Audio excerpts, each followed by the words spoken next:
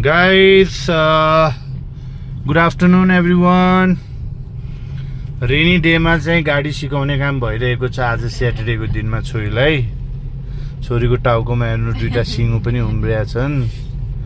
Rainy डेजमा किन सिकाएको भनेपछि मान्छेहरू कम हिँड्छन्, बाटो खाली हुन्छ।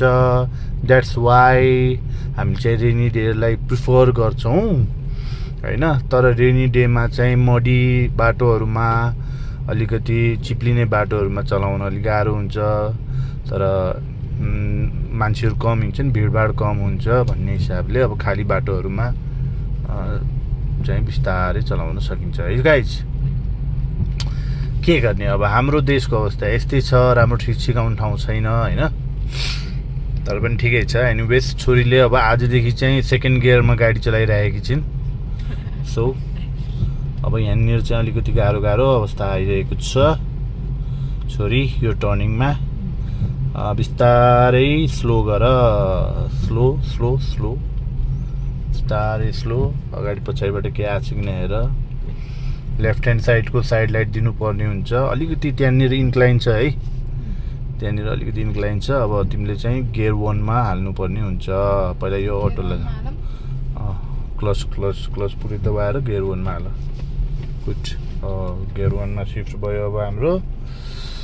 ल अब बिस्तारै पर्यो है, बिस्तारै ब्रेक लगाऊ, हल्का क्लच छोड र हल्का पुरै घुमाऊ। ल एक्सिलेटर देऊ बिस्तारै बिस्तारै। Good good good good. अब good good, very good very good very good very good. Excellent job, excellent जब।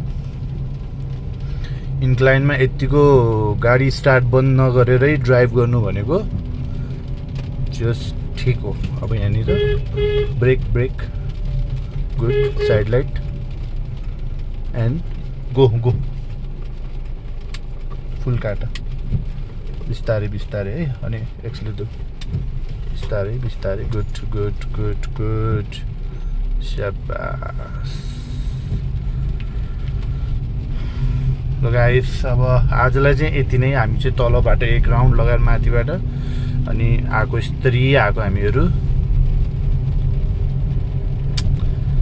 ल अब आजको आवश्यकता ड्राइभिङ शिक्षा आजको आवश्यकता भन्छन्। अब के भन्ने हो, अब ड्राइभर गाडीभन्दा धेरै ड्राइभरहरू छन्, तर पनि अब स्किल चाहिँ हुनु राम्रो हो है गाइस। ल see you in next video guys.